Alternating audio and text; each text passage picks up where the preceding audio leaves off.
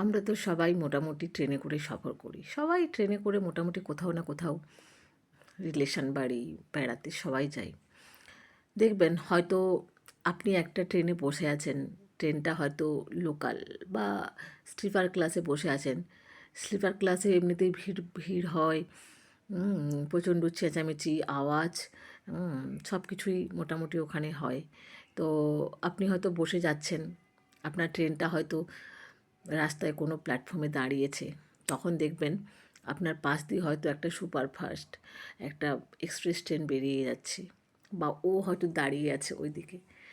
তখন দেখবেন ওই যে এক্সপ্রেস ট্রেনের এসি কামরাতে যারা বসে আছে, তারা আপনার দিকে এমনভাবে তাকিয়ে থাকে বা তাকিয়ে দেখে, তখন আপনার এতটাই খারাপ লাগে কি, আমার কাছে যদি পয়সা থাকতো তাহলে আমিও এসিতে বা ফার্স্ট ক্লাস ট্রেনে সুপার ফাস্টে বসে যেতে পারতাম, কিন্তু আমার কাছে পয়সা নেই, তাই আমি আর স্লিপার ক্লাসে বসে যাচ্ছি। ওখানে ওরা আরামে বসে আছে, কেউ শুয়ে আছে, পরিষ্কার পরিচ্ছন্ন।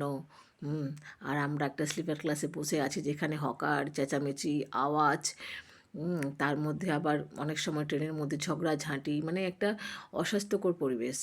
আর ওরা একটা সুন্দর পরিবেশের মধ্যে বসে আরামে কফি খাচ্ছে আপনাকে বসে, ওরা আবার কমেন্ট করছে, নিজেদের মধ্যে মন্তব্য করছে কি কী করে মানুষ এমনি করে যায়। তার মানে বুঝুন, একটা ট্রেনের কামরাই আপনাকে বলে দিচ্ছে যে আপনার অকাত কতটা, তাই না? অতএব পয়সা ইনকাম করুন, পয়সা ছাড়া কিছু নেই।